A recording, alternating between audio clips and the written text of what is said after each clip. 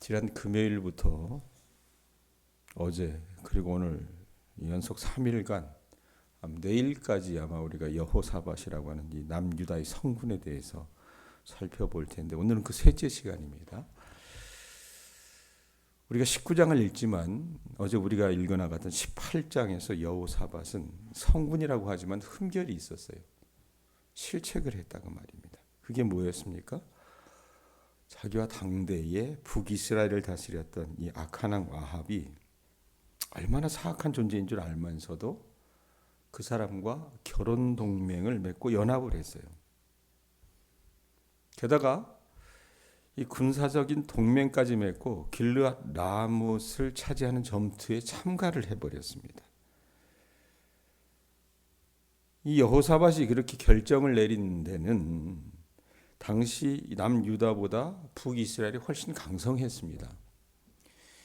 이 훨씬 강성했던 북이스라엘로 인한 위협을 차단하기 위해서 자기가 궁리하다가 아마 그렇게 결혼 동맹을 맺는 것이 낫겠다. 또 사돈이 전쟁을 하는데 어떻게 내가 가서 돕지 않을 수 있겠느냐 생각을 해서 그렇게 도왔던 것 같아요.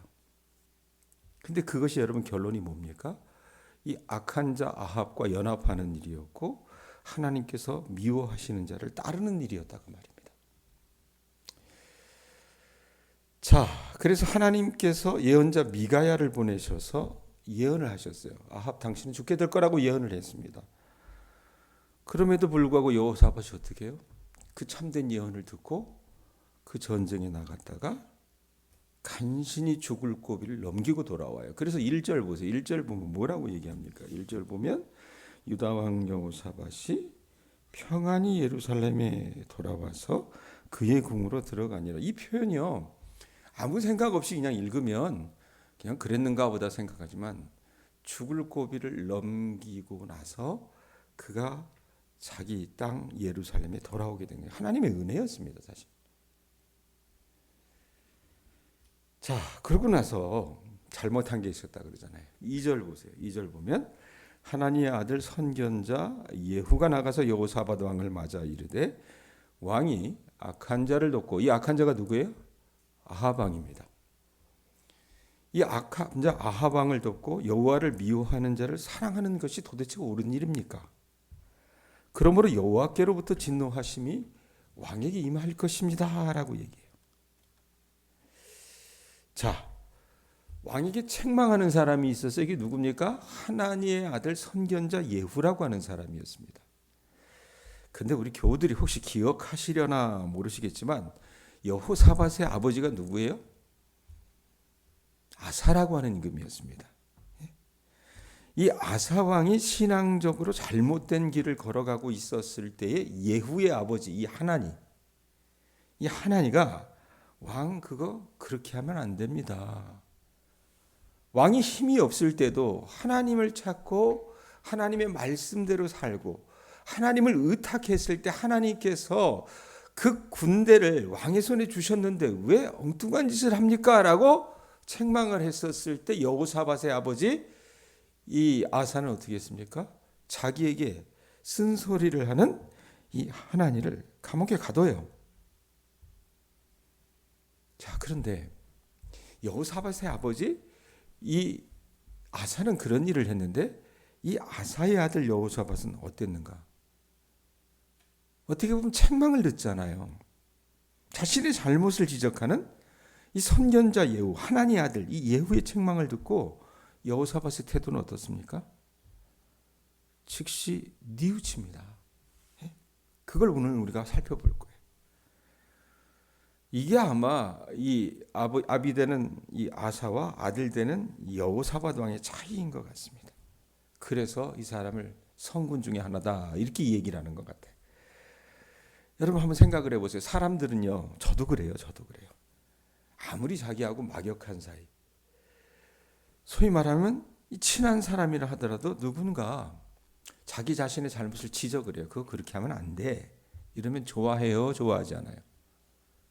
남현숙 권사님 좋아요? 예? 좋아하지 않습니다. 자신을 높여주고 인정해주는 사람을 좋아한다 그 말입니다. 더군다나 이 사람에게 물질과 권력이 남들보다 월등히 많을 때는, 만약에 이 사람이 어떤 거예요? 고관 대작이거나 돈이 많은 사람일 때는 누군가 그 사람에게 나와서 그렇게 살면 안 돼요. 이러면 어때요? 더욱 불쾌하게 여깁니다. 자신보다 돈이 많고 높은 지위에 있는 사람이 그 사람의 잘못을 지적하면 귀에는 거슬릴지 몰라도 그래도 나보다 센 사람이니까 듣는 척은 할 줄 모릅니다. 하지만 자기보다 능력도 부족하고 지위도 낮은 사람이 그거 그렇게 하면 안 돼요 라고 콕 집어서 지적하면 여러분 어때요? 귓등으로 듣도 듣지 않는 게 인간의 모습이라고 말입니다. 그런데 여호사밧은 남유다의 최고로 높은 자리에 있었던 왕의 지위에 있으면서도 자기보다 한참 아래에 있었던 이 예후의 책망을 듣고도 얼굴을 붉히거나 또 무시하지 않았다 그 말입니다. 오히려 자기 잘못을 인정하고 그의 말을 통해 말씀하시는 하나님의 말씀에 귀를 기울여요. 그러고 나서 자기만 새롭게 되는 것이 아니라 이게 내 문제일 뿐만 아니라 이 남유다 모든 왕국에 있는 우리 백성들의 문제이기도 하구나. 지도자들의 문제이기도 하구나. 그래서 개혁을 단행하는 게 4절이에요. 4절 보세요. 자, 여호사밧이 예루살렘에 살더니 다시 나가서 부엘세바에서부터 에브라임 산지까지 민간에 두루다니며 그들을 그들의 조상들의 하나님 여호와께로 뭐하게 했대요? 돌아오게 하고라는 표현이 있어요. 선견자 예후의 책망을, 그 따끔한 책망을 듣고 여호사밧이 여러분 완전히 돌이키는 삶을 삽니다. 그래서 왕은 여러분 어디에 살아요? 수도에 살잖아요. 우리로 얘기하면 서울에 살아요. 예루살렘의 서울은 어디입니까? 아니, 이스라엘의 남유다의 서울은 어디예요? 예루살렘이에요. 그 예루살렘에 살고 있었지만 말씀에 있는 것처럼 부엘세바에서부터 에브라임 산지까지, 이게 여러분 뭐냐면 남유다 이 남쪽 끝에서부터 북쪽 끝, 이 전역을 몸소 다니면서 하나님의 말씀을 백성들에게 가르치기 시작을 해요. 왕국을 튼튼히 하기 위해서 이 사람 여호사밧은 모든 견고한 성읍에 하나도 빠짐없이 하나님의 율법대로 사는 것이 무엇인지 그것을 가르치고 지키도록 하기 위해서 자기가 다 할 수 없잖아요. 그래서 재판관을 세웁니다. 6절 보세요. 6절 7절 보면 뭐라고 얘기합니까? 재판관들에게 이르되, 자, 이 재판관들이 어떻게 재판해야 돼요? 너희가 재판하는 것이 사람을 위하여 할 것인지 여호와를 위하여 할 것인지를 잘 살피래요. 너희가 재판할 때 여호와께서 너희와 함께 하심이니라. 7절 그런즉 너희는 여호와를 두려워하는 마음으로 삼가 행하라. 우리 하나님 여호와께서는 불의함도 없으시고 치우침도 없으시고 뇌물을 받는 일도 없으시니라 하니라. 이 사람 여호사밧이 통치하는 나라에서 원칙을 세웠어요. 그 원칙이 뭐냐? 하나님의 의와 공의의 기준, 그것이 원칙이었습니다. 그걸 따라야 된다는 거예요. 재판장들이 재판할 때. 여호사밧이 여러분 지적해 주듯이 우리 하나님은 여러분 어떤 하나님입니까? 거기 다시 보세요. 7절에 뭐라고 얘기합니까? 우리 하나님은 어떤 하나님이라고 그래요? 여호와께서는 불의함도 없으시고 치우침도 없으시고 뇌물을 받는 일도 없으시니라 라고 해요. 하나님은 불의하시거나 치우치시거나 뇌물을 미워하신다라고 말씀해요. 그러기에 재판관의 판결은 어떠해야 합니까?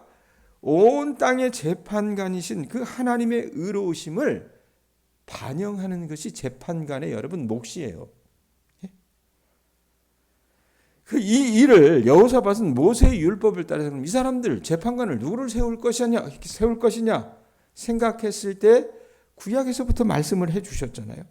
그래서 제사장과 레위인들이 그 일을 담당토록 했는데 이 사람들이 유다 각 성읍 곳곳에서 법률적인 조언이나 판단을 했던 거예요.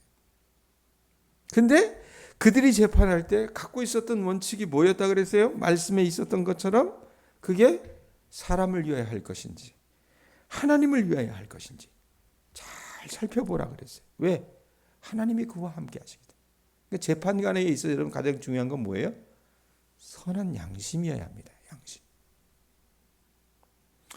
그러면서 이들의 임무에 대해서 여호사밧이 당부를 해요. 다시 한번. 이게 얼마나 중요한 일이었으면 몇 번에 걸쳐서 여러분 강조한다고 말입니다. 9절 보세요. 9절에 뭐라고 얘기합니까?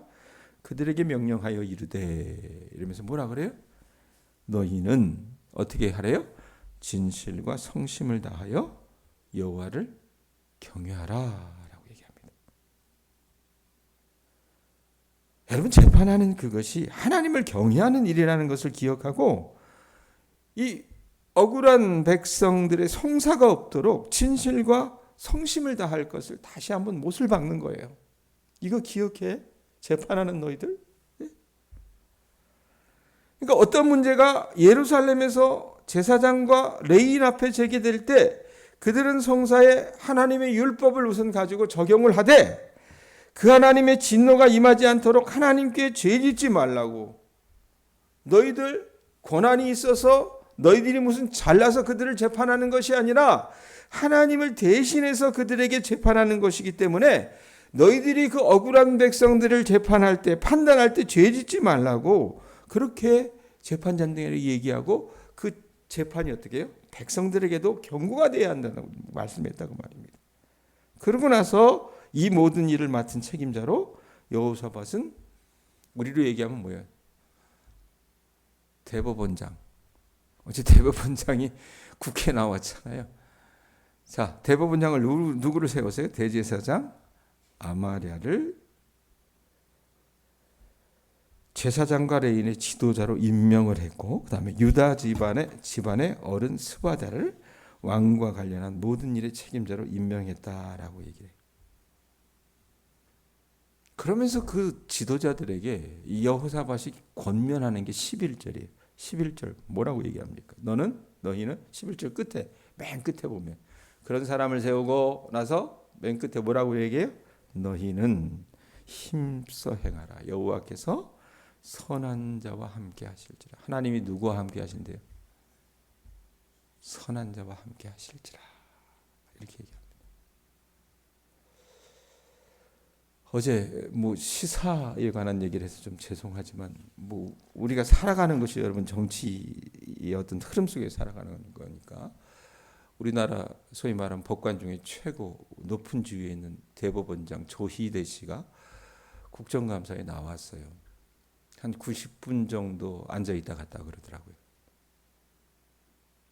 근데 수많은 대법원장이 있었지만, 보수든 진보든, 이 조희대 씨가 사실은 굉장히 논란이 많은 인물 가운데 하나인 것 같아요. 왜 그랬을까? 왜 그가 이렇게 많은 사람들의 소위 말하면 손가락질을 받는가? 오늘 말씀대로 하지 않았기 때문에 그러지 않았나 생각을 합니다.